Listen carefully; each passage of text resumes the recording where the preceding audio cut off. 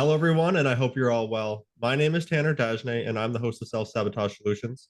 On this podcast, it's my opportunity and my pleasure to be able to share everything I know about self-sabotage, but also be able to share other people's self-sabotage stories because it's so important that we know that no matter who we are, where we come from, or what we have experienced in life, that we're all able to overcome self-sabotage. And today, I'm very grateful and very happy to have creator of the BritTok Academy and Freedom from Self-Sabotage coach Kayleigh Castle here on the line. Kayleigh, thank you so much for coming on the podcast today. Can you please just introduce yourself a bit, then we can go into your story? Yeah, thank you very much for having me. Well, you've introduced me, so I'm Kayleigh, and how we've met is through the self-sabotage coaching course, which is I completed it. What year are we on now? So it'll be 2 years in March, coming to the second year since completing it, and I've only just really started to take the work that I've learned. The first year was helping myself, and now I'm starting to help other people. And that's just where I'm at. I'm at the beginning of my journey, really, in terms of freelancing, entrepreneurial things.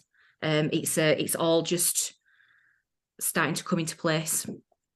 Yeah, it looks like you're doing at least pretty successful on TikTok, and was looking at some of your posts, and it looks really interesting. So yeah, it's taken for TikTok, I've just hit 40,000 on TikTok. Wow. But the journey for me on TikTok was I wasn't ready to go down.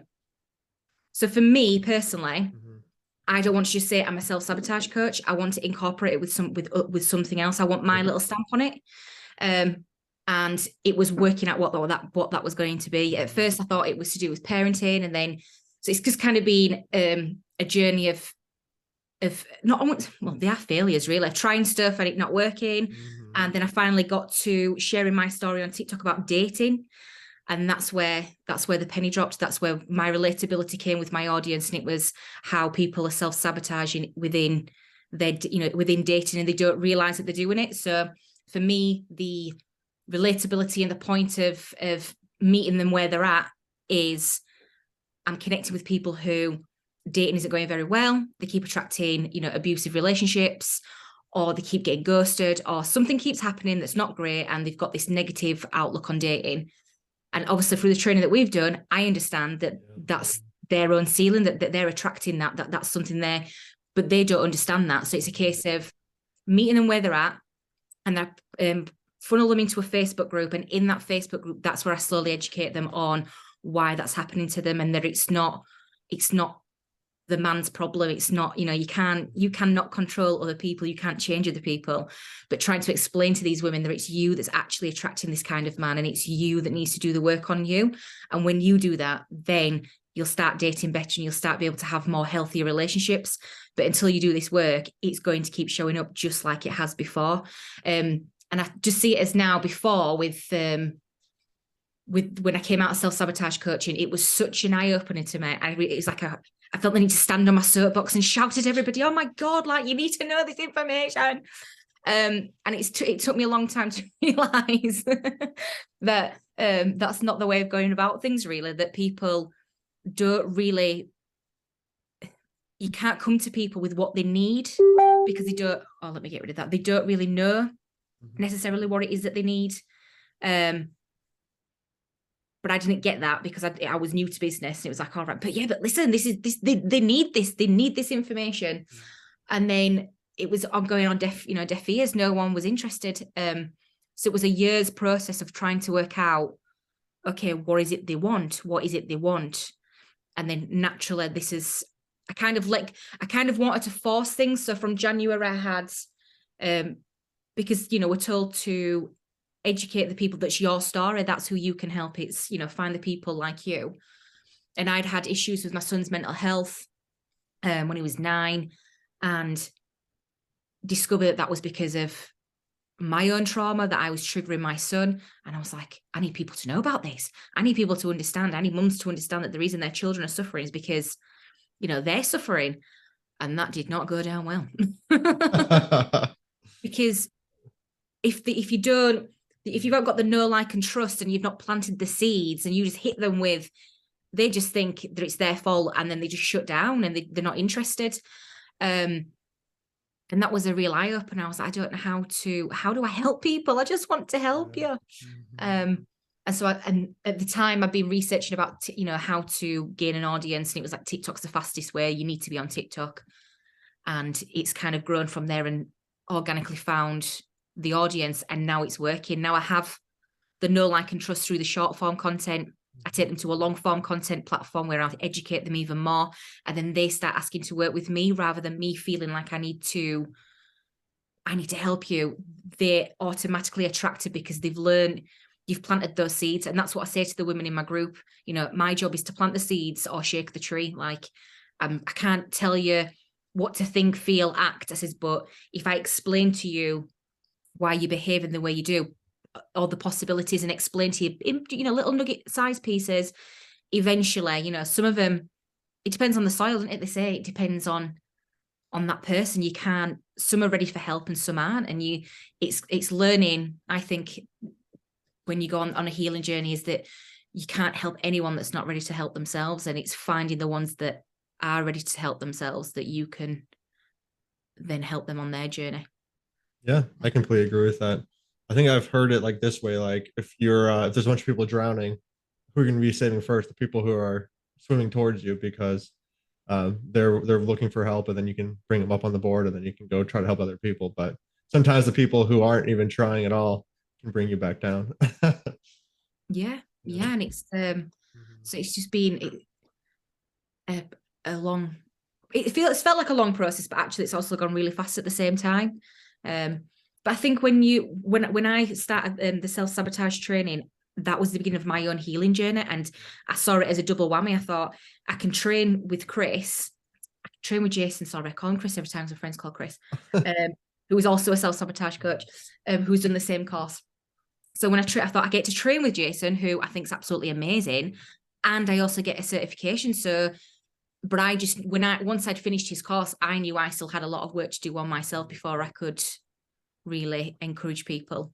I think even when you have the knowledge, it's, for me, it's 34 years worth of programming. It isn't wiped out overnight. Right. And I think at first, when I implemented things, and then I'd go back. So like with drinking, and I know drinking's bad for you, and I would get, and then the judgment that I had on myself for doing it caused me so much pain that it made me want to drink even more. And I was like, right, okay, we need to work out what's going on. And for me, it became learning to be aware of why I was doing it. Because I knew at first, but I still couldn't connect with the pain that I was trying to suppress. My body, my mind didn't want to go there. And now I know that if I get the urge to drink now, it's for a reason. And what is that reason? But getting to that mentality of being able to have those connections and that awareness, took time for me, because Jason was my first. It wasn't that I'd been on a journey before him. He was kind of like the first step. But I just think with the self-sabotage, it's incorporated into everything in life. And I think that's what's amazing about it, is the process is for everything, whether it's, addiction, relationships, it's, the process is the same. It's the subconscious. And it just fascinates me that so many people don't know about it, including, I didn't, got till I was 32 till I realized, all right, okay, there's something called the subconscious. And now when you explain it to the people, and when they go, oh, and now I have people messaging me, I have messages on a daily basis of people saying, you're really helping me, just from the videos that you're doing. And that was the exact reason when I started. I was like, I just want to help people. And I'm finally at that place now where my information is consistent enough and has enough clarity to actually be clear enough to explain what it is that I want to get across to people. Whereas before, it was more from a panicky place. If you need to understand, you need to get this information. Yeah, trying to force it down people's throats. I know when I learned it, I was just like, parents, family, like everyone learn this as fast as possible. There was like, what? It's like, yeah, you can't really force people to learn the information they have to want. But yeah, that's so awesome. And I love that you kind of like you shared your journey with us, like how you went through and tried different things out. And I think a lot of people do need like the help with that relationships because I know so many people like my age too that are just like, oh, they're so like all men out there are like assholes or or jerks or whatever. And then I hear women say this or men say the same thing about women, and I think it's just kind of like this dating atmosphere they made it with like all like the Tinder and like the swiping and all that stuff. Um, which I think is so awesome that you're helping people with that. And then I know you were talking about like you had a reason why you were drinking. Do you mind sharing with us? Or are you okay with sharing with us like what you found out was that reason or? Yeah, it's been different every time. I think the so one of the first realizations was when I was, how long ago was it now? Maybe last year. And I was trying to, it was what's it called now? A herd thing. A herd thing. Yeah. I was with friends, and I very much felt, I thought, I don't want to drink, but I'm going to fit in. And I knew I was doing it. And then I could hear the awareness, because for me, the awareness is there with you. And it got to the point where I was drinking to block out the awareness, but realized that it never goes away. So, I was drinking. It was like, oh no, I'm trying to block out that voice that's telling me this is a really bad idea. But it's staying there. And then next day really judged myself for it. And then I would go in, then I would have, 3 days of anxiety. And it was that, I know better than this. I know why I'm doing this. Come on, let's, what's this about? And then eventually I read a book called The Four Agreements. And I realized that it was the judging of myself in everything that was what was triggering me to drink, because I still didn't think I was good enough. That was the core was, well, you can do the affirmations and you can do the hypnosis.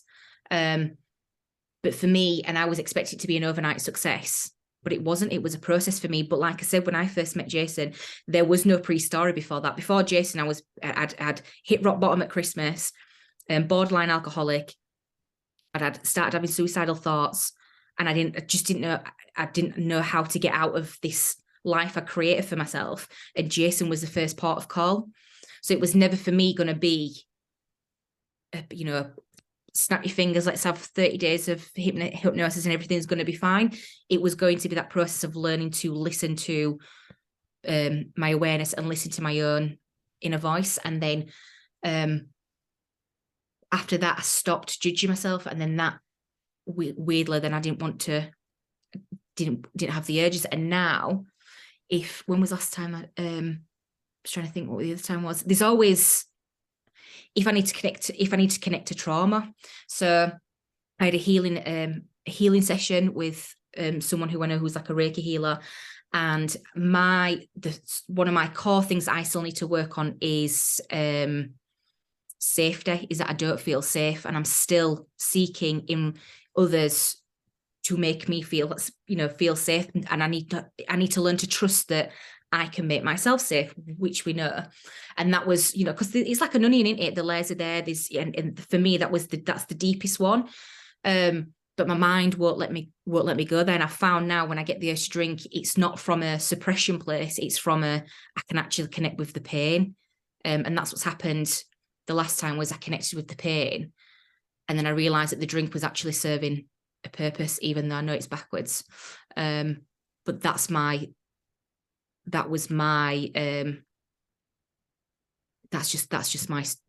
story. That's not, but the aim is, I feel it now, like I don't, in terms of the alcohol, it's been a process. And the aim is teetotal. I know how bad alcohol is for you. I know what it does to me. I don't want to drink. And I just see it when I do get the urges now. I was like, okay, what am I learning from this? What is the lesson here? Why is my mind wanting me to do this? And if there's a lesson, and they're always, over the past, say the 3 times that I have, there's been a big emotional release, and I've worked out, and then worked hard on not judging myself for it, because otherwise you just end up regressing. So yeah, each time has been something as being something different, but it's a case of I'm willing to work on it rather than suppress it. Yeah, I definitely agree with that. I think like your first reason, like the peer pressure or like the herd mentality, like that is so common. Like I know for me, like when I first time I tried alcohol, I was like, oh, this is so gross. Like I think most people are like when they have their first like drink of alcohol, there's like, oh, people are drinking this stuff. But we start drinking, right? Because we see all of our family doing it. We see all society. We see it all in the advertisements. We see everyone around us drinking is like the normal pastime. It's how you relax, how you have fun. It's always there like in your free time. Um, so I definitely agree with that. Like that is super common. I feel like that's a big reason why I drank as well. Um, but yeah, I think also like your other points, like just like the other things you have to work through, and there's different layers of like why you're drinking, and oftentimes like you're talking about, alcohol serves a purpose, right? It's not that's not like alcohol is not the problem. It's usually the solution to whatever problem you're going through in a way. I Yeah, mean, it can be a problem, but it usually you wasn't. use it, right? It's, I think if you work on yourself enough, the awareness. So when you are, so before I met Jason, before I did self-sabotage, I drunk and I didn't know why, I didn't had no understanding. To me, it was because I enjoyed drinking and it was fun. So then when when I went through the education of understanding about the subconscious, and then you become aware of things, it was then the awareness. So then it was like I started to be, and it was like still learning to, because the conscious is only 5, we know the conscious is 5, the subconscious is 95. And it was the subconscious still controlled my behavior. It was that working out, right, okay, but it was a process. So even though I didn't choose to drink because I thought, oh, this is going to fix my problems, it was a case of, this is where I'm being pulled. I can't, and I know it's willpower isn't enough. So what we're going to learn from this, because I'm very much a believer that everything happens for a reason. You're on that path. You're going to get the same lessons over and over again until you make a different choice, until you make a different decision. So the fact that I was still choosing to have a drink in that moment in time, it's like, right, okay, what's the lesson here? What's the lesson?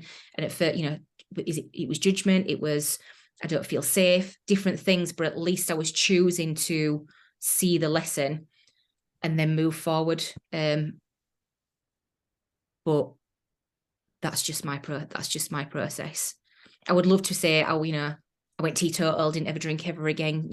Jason told me how bad alcohol was, but that just wasn't the case. As much as I really tried, and the harder I tried and the more I failed, that was the judgment bit. That was what was making me feel even worse. Just 1 second, I'm just gonna move the dog.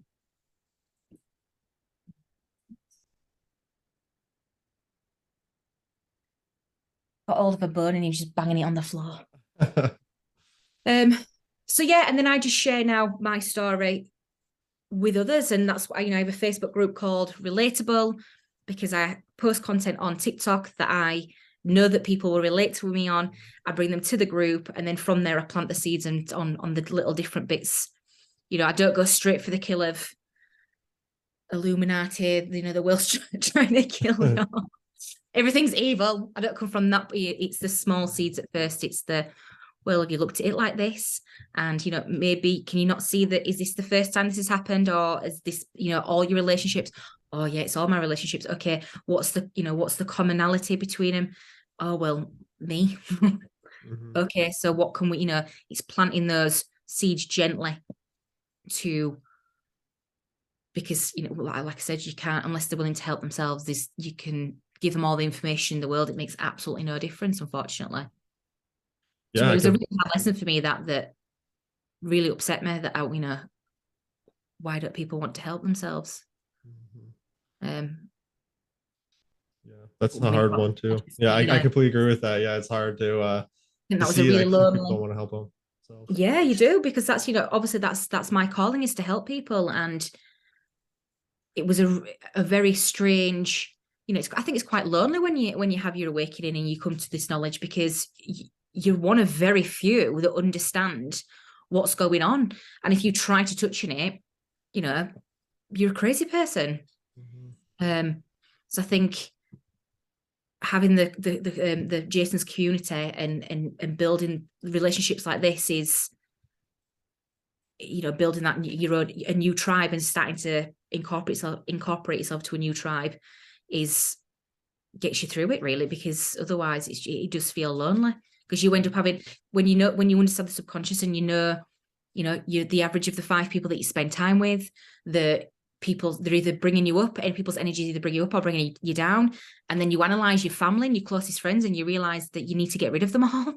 So if you want to succeed and you want to move forward in life, I had to literally get rid of my entire family and a lot of my friends. And to them, I understand that they think that I'm crazy, but with the knowledge that I know, it wasn't a malicious thing. It was, I'm not going to be able to ascend. I'm not going to be able to change my life and become successful and help lots of people, and in doing so make my fortune, if I'm not willing to let go of these people. Yeah, because of the surroundings of influence us. Yeah. Yeah. And I live in a small town, and you're spending regular time, and whether Think and Grow Rich, what we know that is your tribe, and whether you like it or not, you're going to follow them. So they have to go. I want to be the one that broke the cycle. My family is a family of trauma. My mum was raised by a sibling. There was 8 kids, lived in poverty. My dad was raised in a single parent household, no dad. He's very traumatized by that. I've also raised by my stepdad, not my real dad. I've got all these, people's, and this cycle ends with me.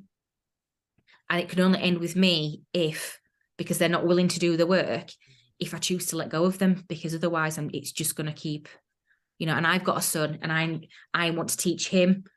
I've looked to my parents, working class, don't really earn much money, always, work hard for a living. That's how you make your money. The idea that I work online and try to make money, they can't comprehend it. To them, I'm a failure because I don't have a job, because in their eyes, I don't have a job. But I'm trying to teach my son that there is other ways to make money. You don't have to go and do a 9 to 5 in the system. Because he's only me, he still doesn't believe me, because his tribe, well, why can't you just be normal? Why can't you just be like everybody else's mum? So now it's like an absolute mission that I have to become successful to prove a point, because otherwise, I know how the mind works. He'll think that's it's like, for me to be a good parent and to teach him to succeed going forward, I have to make a success of it myself. And that mission to me became more important than my relationships with my parents, really. Wow, it's powerful. Yeah, I definitely understand, like, there's a lot. You have to be a really good role model for your kid, right? Because they just are like in that theta state. They are just constantly, absorbing everything. That's why kids can learn things so quick, right? Yeah. That's something I've thought about a lot with my son, because he's about 7 months old, and just thinking about, like, okay, what kind of example am I setting for you? Like, how am I, going to be, what kind of tribe am I creating for you? Because that we know that, before the age of 7, right, they get all those programs, and all their actions, and usually they'll kind of get their personality built from that as well. So it's so important. It's awesome you were able to do that for your son.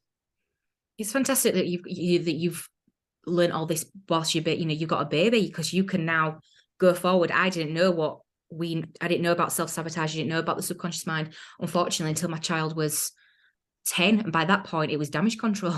Yep.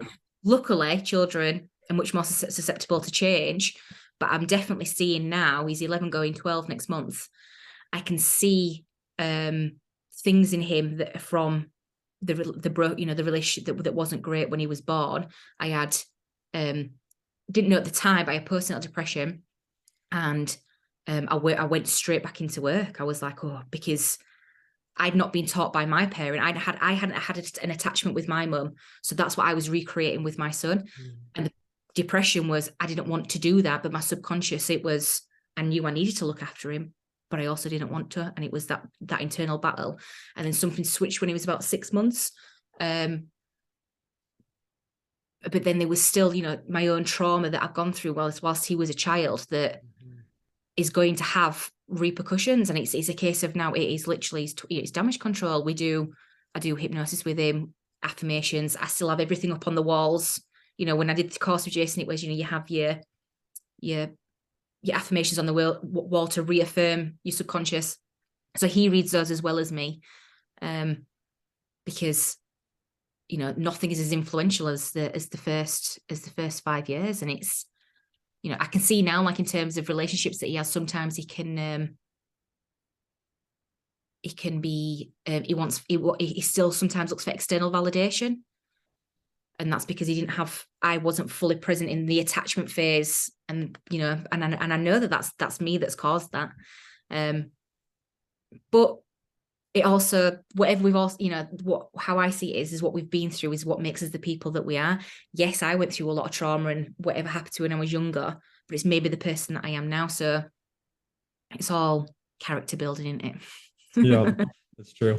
I feel like everything does happen for a reason. At some point, it's just a case of to what extent. Like, there's no such thing as perfect parenting. We can try, but it's not, well, I don't think it's possible unless you're Jesus. Yeah, I just feel like you do your best what you can, and just always try to be the best example, and whatever happens, and you just do your best to help them out as much as possible. So I kind of see. So that's awesome that we've been talking about that so far, and I know there's like a lot of different things that kind of encompass self-sabotage. So for me, I know a big thing was like changing the way I was eating and like the products I was consuming. Did that change for you once you started to learn more about like self-sabotage and things like that? Or kind of, can you talk to us about your journey with, I guess, like, yeah, again, that's been an up and down journey. As soon as I heard the stuff, it was like it was from a fear place, and I was like, oh my God, everything has to go. And then I wasn't able to sustain that, and then the guilt came in because I wasn't able to sustain it, and I knew that I knew better. So it was okay, let's change things slowly. Let's make implications. No, that's not the word I'm looking for. Implementation. Just, just little, steps at a time, because it was a complete flip of world for me. I'd gone from being completely unconscious, having no idea about anything, completely consumed in self-sabotage, smoking, drinking, eating, all fully, that's what I'd done since I was in my coping, since I was little. And it was like, okay, which one are we going to do first? Because if if I tried to cut them all out, I felt like I was going like absolutely nuts. And then when I originally quit smoking, I think I put on like 14 over a stone. I wouldn't have said that I was eating anymore, but clearly I was. And then it was right, okay, now what do we do about this weight? So it was always do one, do the next. So it was just take, a process, but cutting out toothpaste straight away. The tap, don't touch tap water. I got a filter, and we drink. I know bottle's not great, but if I do have bottled water in place. So there is, and then what else did I do?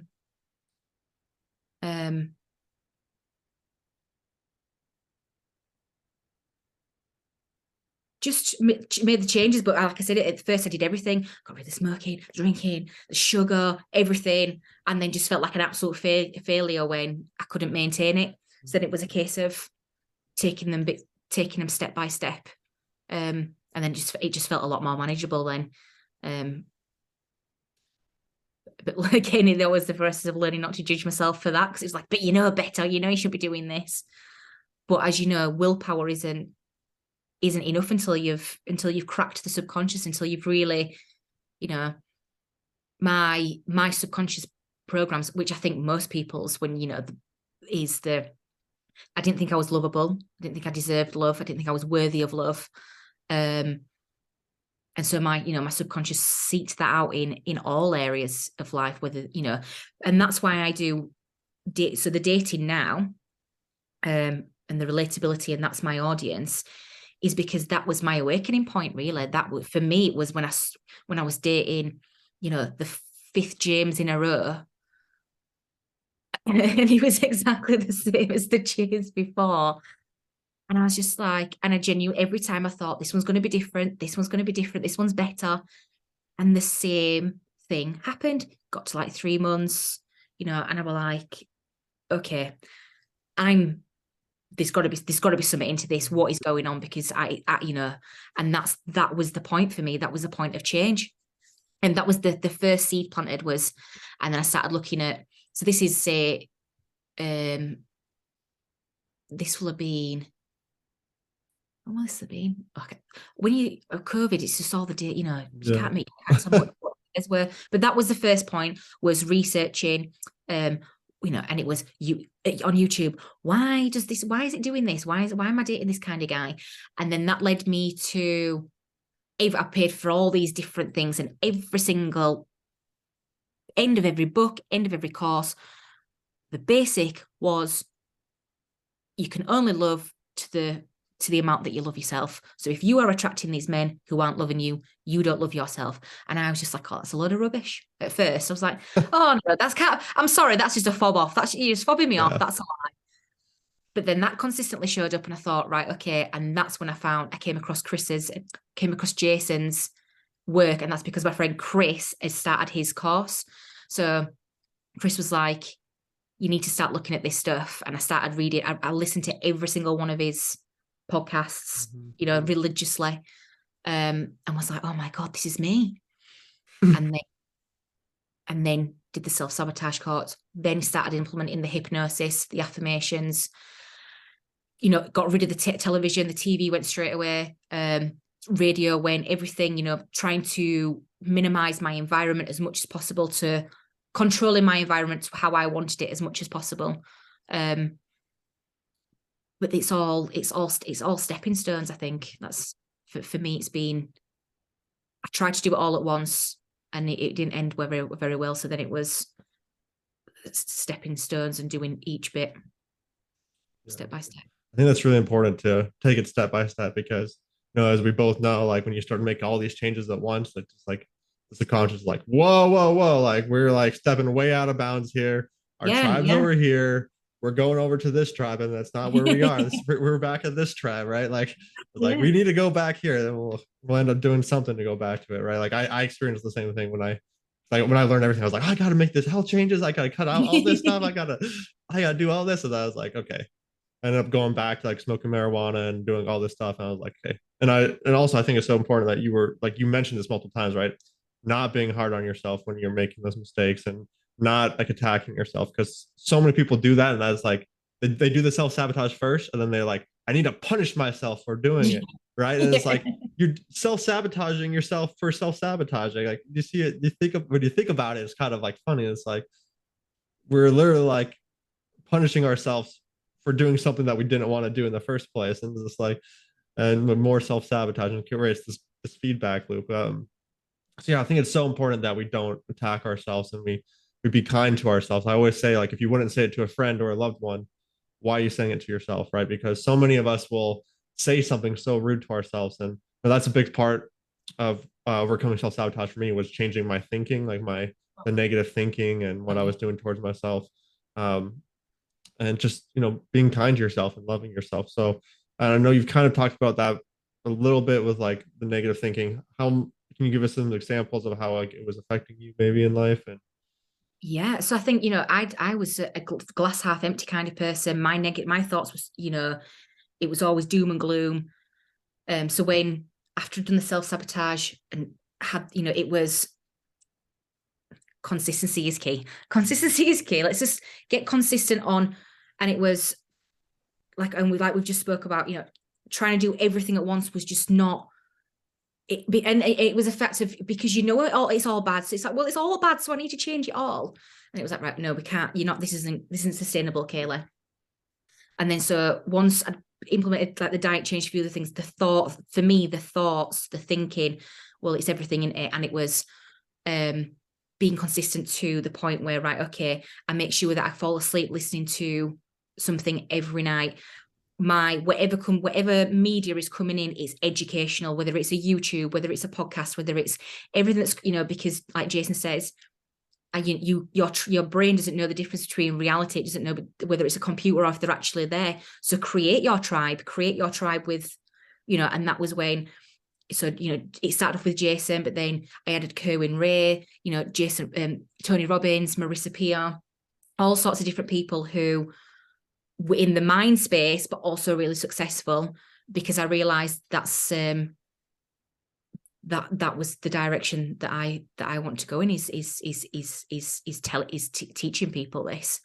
But for me, the thinking, it's funny because this morning, this is what I've put in I'm doing a 30-day challenge inside my Facebook group, and today's post was, happiness is a choice. It's the choice to you choosing a different thought. So you really need to start thinking about thinking, and it's the awareness is key. It's creating, the first step to anything is being aware. So it's just right in the beginning of your journey, it's, oh, well, and now before, thinking negatively was just, you didn't think about it because that's just what you did.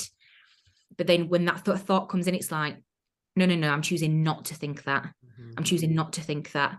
The first time I meditated, I'd never, I thought it was a lot of rubbish. I thought, I'm not doing that. I've never heard of a lot of rubbish. And my friend, because I was talking to my friend she's 10 years older than me, and I explained to her that I've never ever had silence in my brain. Like, I'd always had, it's like this 10 Kayleighs inside my head, and they're all talking to each other all the time. That's what I lived. That was my life. And I was having this conversation with her. We were going for a walk around a lake, and she was like, you mean you never had? And I says, I didn't even know that was a thing. I says, what do you mean? She's like, oh, Kayleigh, if I don't want to think about anything, I can switch my brain off and there's nothing there. And I was like, that's impossible. She was like, no, it's not. You can choose your thoughts. I says, no, you can't. You can't tell. And so she said, just start simple. So sorry, okay. So then I incorporated listening to guided meditation whilst I was walking, and it was just the breathing. That's, you can't start, if the first one was, okay, concentrate on your breath. And I literally was saying to myself throughout the day, I'm breathing in, I'm breathing out, I'm breathing in, I'm breathing out. That's literally where I started. I was like, my brain is always, being inside itself. I don't know what else to do.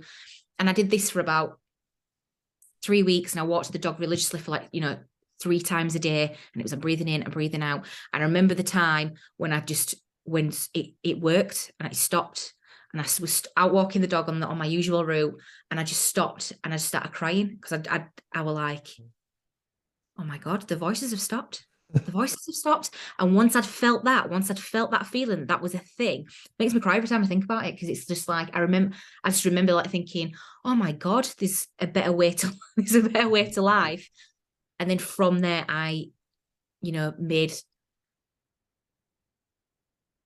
that, to incorporate that into my everyday life, is thinking about what you are thinking about, which, some people are like, oh God, what a load of rubbish. But that was it. That was once you're able to think about what you're thinking about, you can replace it with something else. And so at first, it was just gaining the control over my thoughts. That was the first step. I need to take control over them, and then I can reprogram consciously whilst I'm awake. But it was gaining that control at first, which I never even knew was a possibility. Yeah. I feel like that's so common, right? Like, so many people feel like they're like victims to their own thoughts. It's like, I just keep having these bad thoughts. I can't do anything about it. But, I think that's a big part, because we're not taught about the subconscious mind, right? Like, I feel like I always thought that we should be taught this like information, like when we're like kids. Because, I mean, think about it, we're going through school, we're learning. Why don't we know about every part of our mind? Like, that, especially one part of our mind, the subconscious, and I know why, because obviously there's, some people who don't want us to know this information. But like, if you think about it, like this part of your mind is like one of the best parts of our learning. Like, we can learn so quickly using the subconscious, but yet we're not taught anything about it when we're going through school or anything like that. It makes sense now why they say repetition is so useful for learning, right? Because we know how the subconscious mind works. The more repetitive something is, the more the subconscious mind holds on to it. So I definitely agree with you. Like, it's so important to be aware of kind of what you're doing, and then like actually know that you can make those changes, because some people are like, just, I can't do it, like it just keeps coming back to me, and I just don't have that ability. And when they believe that, they just kind of give away their power. Yeah. And it's, if, when you are in that place of, oh, it just keeps coming back, it's like, well, just keep trying. That was what, for me, it was like, you just got to keep, you've had a habit of negative thinking all your life. So we're gonna try and do this. We're gonna do this new thing, and we're just gonna be consistent with it. And eventually it started to stick, and eventually then I can control, I control what comes into my mind. And when I am feeling negative, or I know that something's being triggered, and then that means I need to work on something, and I need to connect with that and release it. And sometimes I just think, I actually think I said to my friend, like, sometimes it's quite exhausting being aware, because you are aware of everything and you can't switch it off, but it's also really powerful. And it's just, I think, whilst you're in your healing journey, it can get overwhelming at times, and it's just that you've got to be kind to yourself, because you're not going to get everything perfect straight away. You just got to implement those little changes, and then they will get bigger and they will get more consistent, and then you'll be able to add on to it. And my aim is, hoping like a year's time, it'll be fully teetotal and have a really good morning routine. I have moments where I have a good morning routine, and then it falls away because my life's not consistent enough. But that's where I really want to get to a place, is where the drinking is completely, it doesn't come into my thoughts anymore, because it doesn't now. It's very rare. It's not like it's once every couple of months or something, but that's because I'm still working. That's the alcohol is the connection to my trauma, isn't it? So I know that, and everyone's journey is, you don't know how long your journey is going to be in terms of healing, or at what point. But that's my aim, is like in the next year to have a really good routine and be completely to that point where I've healed myself to a point where I don't need, my brain's not thinking about those things anymore. It's now thinking about, okay, we meditate when we feel like that, or replace it with a better habit. But it's a process. Creating a new normal. Yeah. And I'd look, like I said, I'd love to say that I did it perfect. And this is what I try to put my journey on TikTok in terms of my life, is it's raw, real, relatable. I show you the good, the bad, and the ugly. For me, in terms of watching all the people who I admire, whether it's Jason, whether it's Robert Kiyosaki, whether it's Tony Robbins, all of them, right? You are looking at their perspective of, they are successful now and have been successful for a very long time.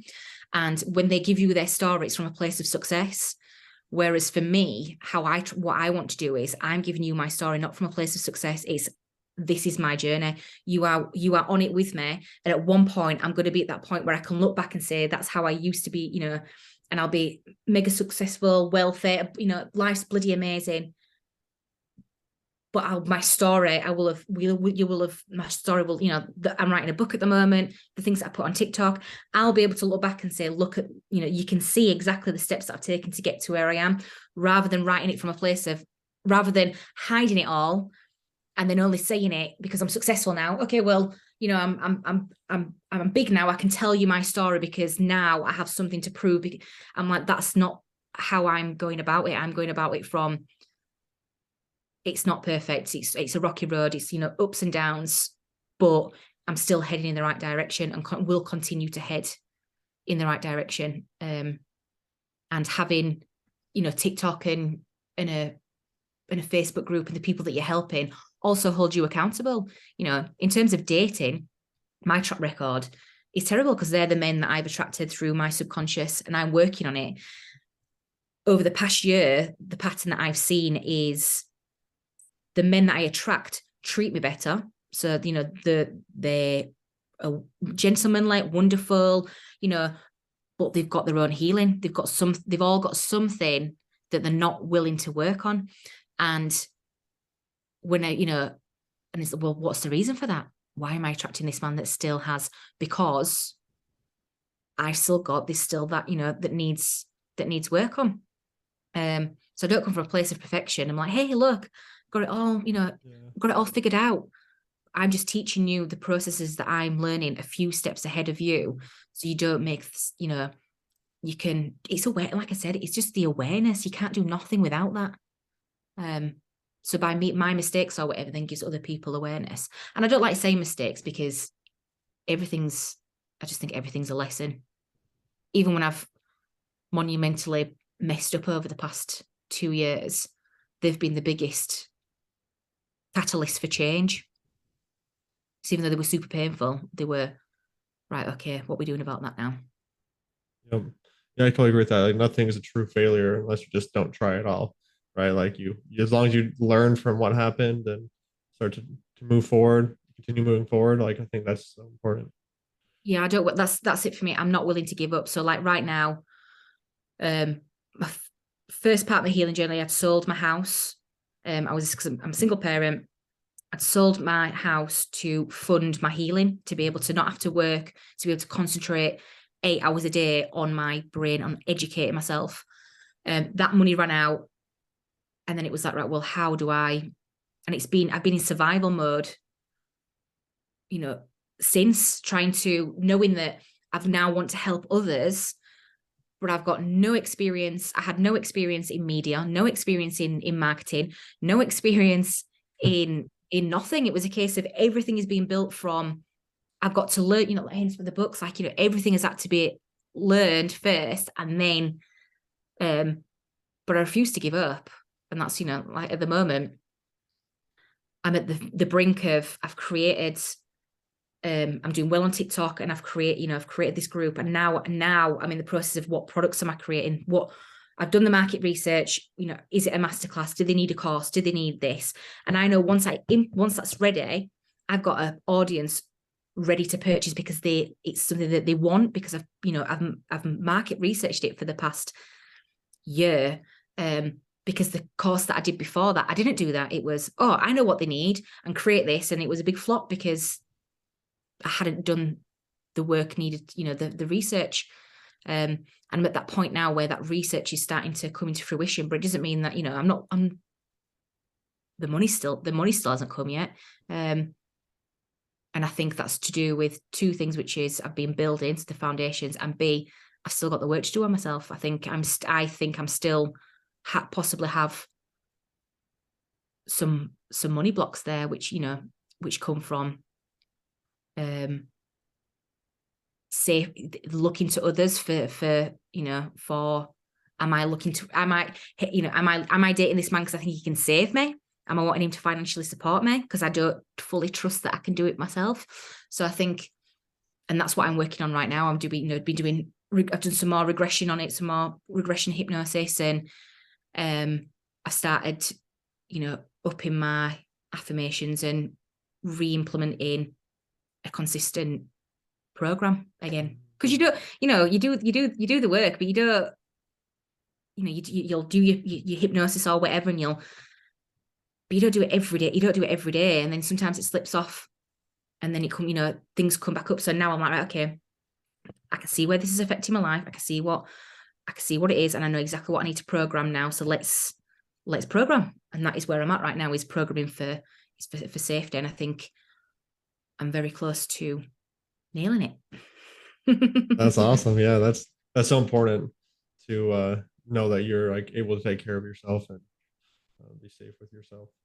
Yeah, well, that's it. And it's that learning. Your subconscious is the little 5-year-old you who didn't have the needs met, didn't have, and is seeking out to the external world for that validation, for that help. And it's that realize, making that connection between the inner you, the child you, and the adult you, that you can now create that safety for yourself because you are the adult. And again, that process is peeling back those layers, working out, finding the root causes, and then reprogramming, and it's a process. And it's, as long as you keep the awareness and as long as you keep at it, you're going to get to the root, and then you'll be able to fully reap the rewards then, which is the bit I'm looking forward to. But right now I'm helping people, which was the whole point. I finally got to that point now where I'm consistently helping somebody, and that for me is what I always wanted. Yeah, it feels really good to be able to help other people. Definitely. Yeah, I think it's so important that like your journey, how you went and you made sure you could help yourself first, right? And then you went and helped other people because Yeah. I think that's how we can kind of change the world, right? We can help ourselves and we can implement those things in our lives, and then we can go out and share it with other people. And I think just the same way like we've been programmed to go after alcohol or certain things like that, we can help program other people to start making healthier choices, just like you were talking about with because the subconscious doesn't tell the difference between fiction and reality. So we can watch all those YouTubes or those podcasts, or we can look at your TikToks, or join your group and see all those things and reprogram ourselves part of the way through that way, and like start making the changes to think. So our subconscious thinks that we're in a new tribe, we're in a healthy tribe, a safe tribe. Yeah, absolutely. And I think that was where I realized the power of TikTok. Um, previous, so what was it? What year are we in? 2022. So this time last year, I'd literally just joined Facebook. I was very much anti-social media. It's spying on me and blah, blah, blah, which is true. But I later on became to the mindset of there's good and there's always going to be evil in the world. And we can either try running away from it, or how do I make it good? How do I put my light? How do I shine my light onto that evil and change, So TikTok, it was a case of, oh, well, it's trying to get everybody into just staring at digital and not having the connections, which again, I do believe is true. It's trying to replace human connection. So for me, it was like, well, how do I flip that? So it was a case of connect with people and then get them offline. Like, yeah, I'm going to have to connect with them online, but then also get them offline. And so I just chose to look at it from a different perspective and be like, right, okay, use it. Yes, okay, it's used for bad, but you're going to use it for good. You are going to change that in your world. Because there's a thing called parasocial relationships. I don't know if you know what that is. So parasocial relationships are the psychology of, and especially on TikTok, because of the way they've formatted it. When people are watching your face on TikTok, it sets off the same chemicals in the brain as actually speaking to someone. So it's they feel like they genuinely, when your face consistently starts to show up on their FYP or they're following you, they genuinely feel like they know you. You become an authoritative figure in their life. You have a genuine opportunity to program them with, and it could be for good or bad. Obviously, luckily, I'm trying to do it for good, and that is really, really powerful. And so, for the change that I'm wanting to make, and wanting to help people on a scale, TikTok is the way you do it in 2022. You're not going to reach an audience. I think my content, my videos since September have had 2.2 million views. Where else are you going to get an audience that, and I'm not saying that I've most of those, but in terms of reach for free, you're not going to get that anywhere. And I think people should be really utilizing that right now. And that's why we created BritTok Academy, because it was like these businesses and all these people that want to help people. And I'm like, and you've got this platform right here that's growing that can get you to a massive audience. Why aren't you using it? And for the majority of them, it's through the fear of, because A, it's something new, and B, they don't want to be on camera. So it's a case of they come into BritTok and it's getting them, it's the mindset of let's change your thoughts, change your thinking, and then start implementing, putting the video in place and setting up a different, because A, they're helping people, and B, it's another form of revenue for them, because we are heading a world where, we know the recession's already here. How big it is till the crash, we don't know. But, in terms of how are you going to survive when that happens? If you've got an online business, if we've been taught you've got an online business and a business that serves people and is helping people, you're the one that's going to, you're going to manage through that crisis. And that's what I now try to encourage people. So you've got the dating stuff, which is my story, me trying to help those. And the BritTok, again, is my story, just in a different, I've managed to use TikTok in this way. Here's how you can do the same, and then just keep building and just see where it goes. Really, That's awesome. Just keep swimming is my motto. Just keep swimming. Just keep swimming. Makes me think of that Finding Nemo. Yeah, that's exactly because I've got short-term memory like Dory as well. So I am like Dory in the film. Like, just keep swimming. That's so awesome. Thank you so much for sharing all this information. Um, so we'll probably kind of wrap it up here now. Yeah. For usually what I do is I ask whoever's on to like kind of like share like one thing they want the listeners to take away. Like if there was like one thing they could focus on, like if they do have the short-term thinking too, what is one thing they should focus on as they're, you know, as you wrap up this podcast, like what's something you think they should think about like in their self-sabotage journey or anything like that? The most pinnacle, the biggest change for me that's really accelerated my growth and feeling good on a consistent basis was that realization of not judging yourself, of having that compassion. So imagine, I'm compassionate to all the other people and kind. Really, every time those thoughts come in where I'm like, oh, I'm not doing this good enough, stopping and changing that thought pattern before, there's all sorts of thought patterns you can change, but when I focused on that one, that really, I stopped getting anxiety straight. Before that, I would still, things would make me anxious. I'd be worrying about this XYZ. But when I implemented that, it was a real weight off my shoulders. I really felt like a shift in my being, like in my entire being. It was like, oh, that's a big weight lifted. And the book that really helped me do that was the book that's called The Four Agreements. Who's that by? You know? Have a look.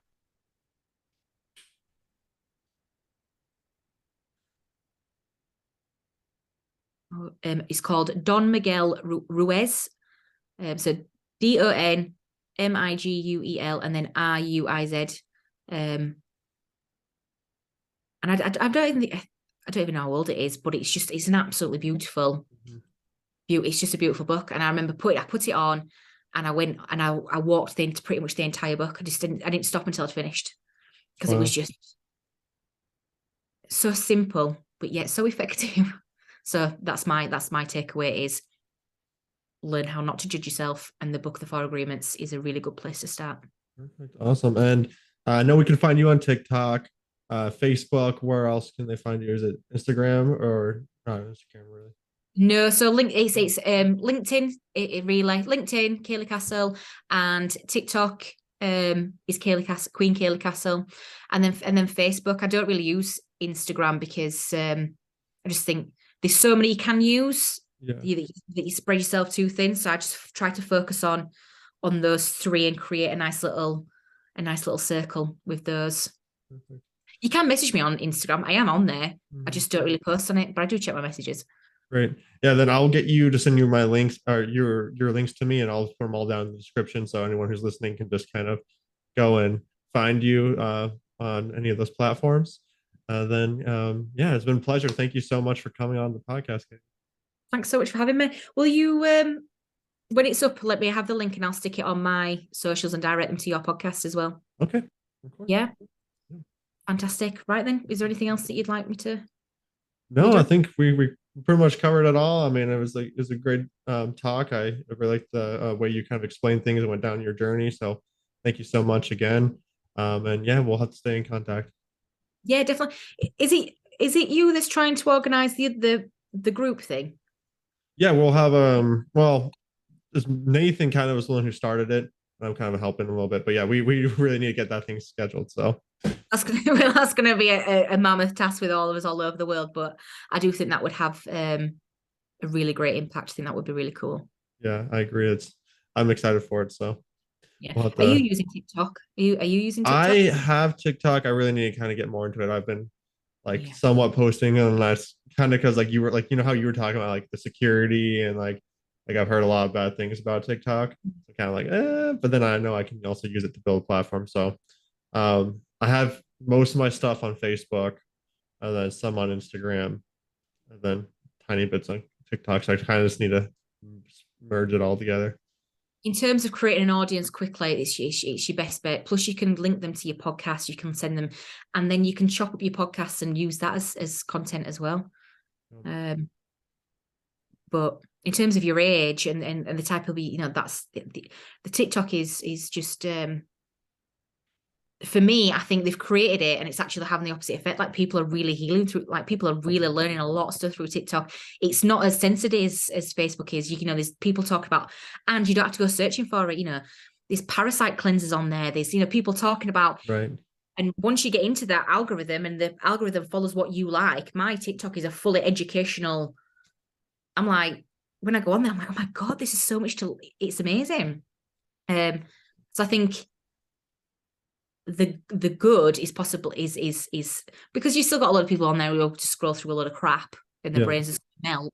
But I think a lot of people are getting stuff off that they would have never come across before. There's a lot of people on TikTok wanting to heal and searching for people who can help them do that. Yeah, and your story of how you got so many people really got me interested now. So I'll have to Yeah, because try to it's literally just what I say to people now in BritTok is, you know, raw, real, relatable. Just share.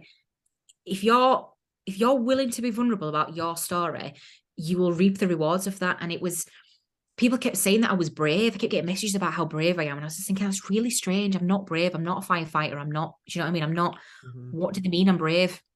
And when I researched it, the biggest fear of humans isn't death, it's the fear of being themselves. So when they watch somebody else being authentically themselves with the good, the bad, and the ugly, it gives them permission to be able to do the same for themselves. So you're basically, by being you and sharing your story, allowing other people to feel like they can do the same. And when I found that, I thought, that's powerful. Yeah, that's awesome. That's That's just to the why. point. Wow. Yeah. Yeah. And Because you help. I do share my story. Like that's why I kind of started this. Well, partially also because Jason made those posts about like someone should really do this. And I remember the first time I saw Jason do that, and I was like, you know, I should do that. And then I was self-sabotage, like, no, I'm not gonna do that. And then I saw him post it again. And I was like, okay, I'm just gonna do it. And I just started it up, and I'm happy I did because I feel like people sharing their stories, like it's been really good for the listeners, but I think also just for everyone who comes on to the podcast to kind of like get out there and like share themselves with the world. Because like some people like been so nervous. They've been like, oh my God, I'm so nervous about sharing this. Like they'll like do the podcast and they'll like message me like an hour later, like, oh my goodness, I'm freaking out about you posting this. I'm like, it's okay. It's gonna be okay. You did a great job. Like people are gonna get helped by it. And I think it's so cool being able to hear everyone's different perspectives and stories and be able to connect with people too and like kind of build that tribe. So Yeah, I think it's the story. It's this to me. It's the stories that, you know, that's the medicine. mhm. And that's really like you said, like that's how you get people to like trust you and you be vulnerable with them and then they actually feel like they're part of your life more. So Yeah, I think it was Brene Brown. She's got a book about on vulnerability, and because she goes into workplaces and she explains like, you know, in finance and all sorts. And when we refuse to be vulnerable because we're trying to keep out the bad, we also keep out the good. It's not a, you know, mhm. if you can't be vulnerable, you're stopping yourself from being able to experience everything, not just the bad, the good as well. And when I read her book, I was just like, I've been doing that all my life. Do you know what I mean? Protecting myself, hyper independent, don't come in. And that's why I started sharing, it's all little bits of bats as to why I share my story and why I share even more, because when you start to realize the impact of just sharing alone, that's helping in itself. So it was like, okay, I'll continue to do that. That's awesome. Well, I'm so glad we were able to connect because it's been a great talk and Yeah, it's I been really great. feel Thank like you I learned a for lot having from it me. too. So all right, Kayleigh, well we'll keep in touch and we'll get that thing scheduled here soon so we can all Yeah, talk. amazing. All right. Thanks so much.